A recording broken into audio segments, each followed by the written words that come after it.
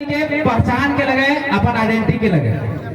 झारखंड 23 साल के झारखंड भले, लेकिन 23 साल के झारखंड में आज तक के झारखंडी के पहचान ना मिलले, परिभाषित ना भे पारले, आइडेंटिफाई नहीं मिलले कि झारखंडी लगे के। तो सबसे पहले अगर हमने महाराष्ट्र जी में तो वो अगर मराठी में बोला जाए नमस्कारम, जब पंजाब जी में तो वो बोला जाए सत श्री अकाल, जब गुजरात जी में तो वहां पर बोला जाए केम, जब तो साउथ जी में तो वहां बोला जाए वड़ाकम, जैसे तो उड़ीसा जी में तो वहां बोला जाए नमस्कारम। तो झारखंड तो झारखंड में की है जोहार। तो फिर से एक बार बोलिए सभी, जहां जी में आज के बाद जक्कर से मिलबे, काका काकी जेठा जेठी दीदी जक्कर से मिलबे ओकरा कोनी बोलिए कौन जी जोहार। समझ गए ना, ये अपन पहचान के बात है। जखन तो अभी यहाँ से उठ के महाराज जी में वहां जब जोहार बोलबे और अगला पार्टी में जब जोहार मिलते ना तो एक भावनात्मक जुड़ाव है कि भी झारखंडी है खातिर के सबसे ज्यादा जोहार का प्रयोग करना। इन माइक का प्रॉब्लम है थोड़ा।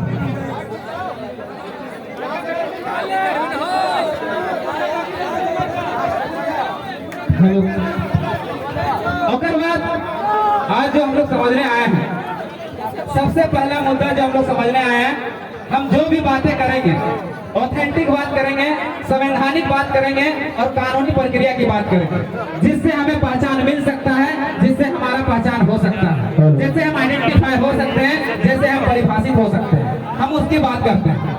सबसे पहले शुरुआत करते हैं कि हम लोग नारा देते हैं कि हमारी पहचान 1932 का खतिया, झारखंडियों की पहचान 1932 का खतिया। कभी ये क्यों नहीं कहते कि यादवों की पहचान 1932 का खतिया, मुस्लिमों की पहचान 1932 का खतिया, साव की पहचान 1932 का खतिया, महतो की पहचान 1932 का खतिया, कभी नहीं कहते। समझ में आया? इसलिए नहीं कहते कि ये पहचान समस्त झारखंडियों की है, चाहे किसी भी जात, किसी भी संप्रदाय या किसी भी लिंग की हो। यहाँ पर एक आरोप लगता है झारखंडी भाषा खतियान संघर्ष समिति पर कि एक समुदाय की लड़ाई है, एक महतो की लड़ाई है, लेकिन ऐसा नहीं है।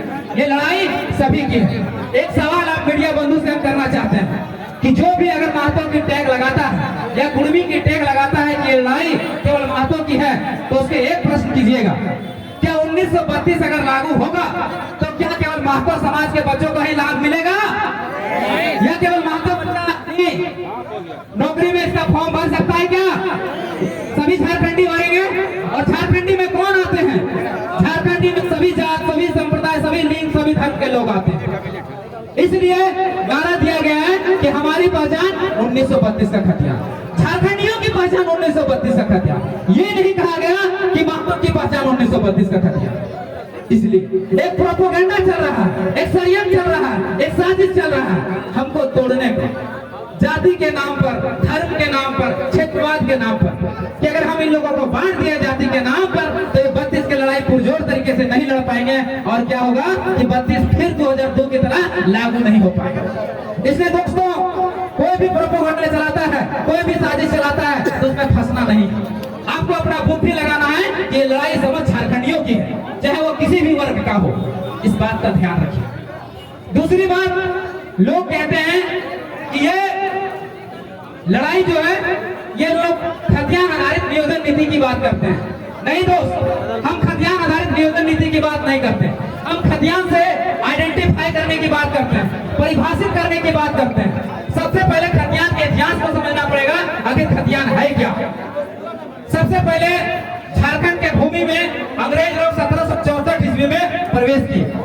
तो जब अंग्रेज यहाँ प्रवेश किए उस समय तो यहाँ कोयला नहीं था, तांबा की खोज नहीं हुई थी, तो उन लोग कैसे टैक्स की वसूली करते?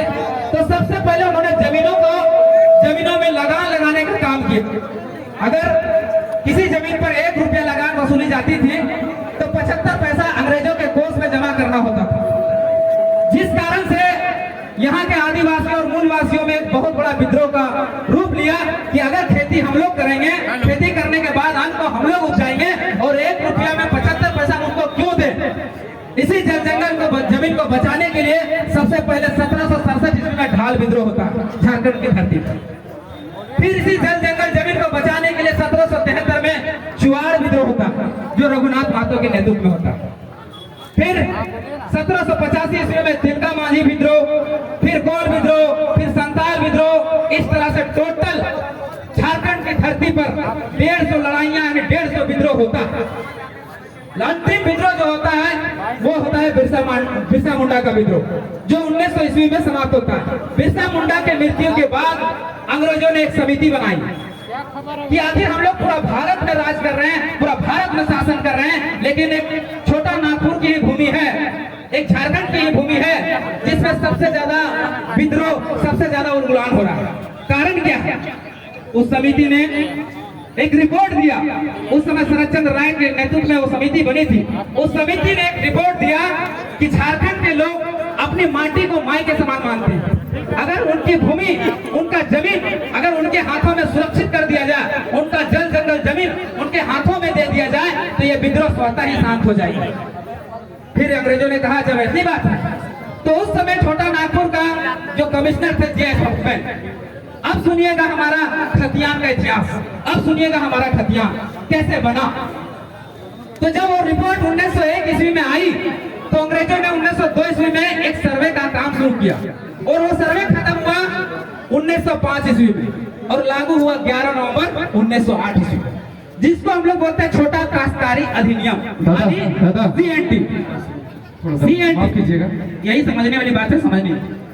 उसके बाद छोटा नागपुर काश्तकारी अधिनियम आने पहला सर्वे शुरू हुआ 1908 ईस्वी में, दूसरा सर्वे 1932 में, तीसरा 1954 में और चौथा 1964 में। अब एक सवाल उठेगा आप लोग के मन में कि जब 1908 में पहला सर्वे शुरू हुआ है तो 1932 की मांग क्यों? आखिर 1932 ये क्यों? आपको जानना बेहद जरूरी है। बहुत सारे साजिश चलेंगे, बहुत सारे प्रोपोगेंडा चलेंगे कि 32 लागू नहीं हो सकता। 32 क्यों, 1908 क्यों नहीं, हम उसका बताते हैं।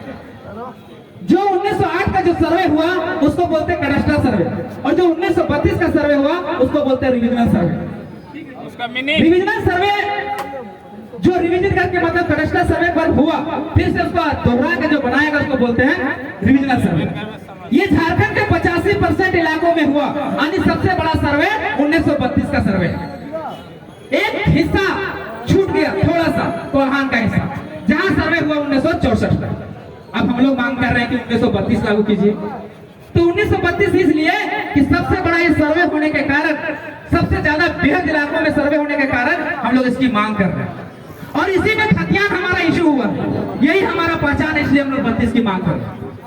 जैसे इस बात को ऐसे समझिए, मान लीजिए एक घर में 2 दरवाजा लगा हुआ, अगर एक बड़ा दरवाजा एक छोटा दरवाजा, अगर अधिक से अधिक लोगों को घुसाना है, अधिक से अधिक लोगों को सम्मिलित करना है आपको झारखंड के, तो सबसे पहले बड़ा दरवाजा को खोलते हैं।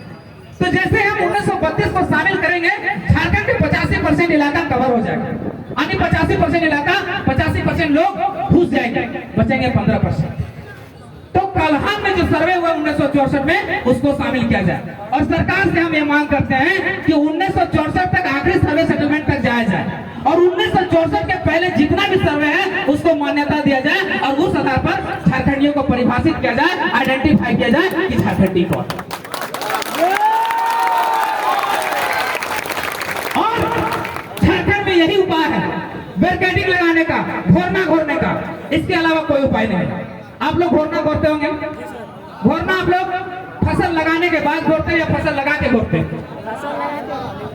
तो समझिए कितना बड़ा बात है इसमें। फसल को सुरक्षित करने के लिए आप घोरना लगाते हैं, बाढ़ लगाते हैं, चार दीवारी करते हैं। तो अभी जो सरकारी नौकरी जो आ रहा है, इसमें तो घोरना घोरा ही नहीं गया है, तो ये फसल चलेगा कि नहीं चलेगा?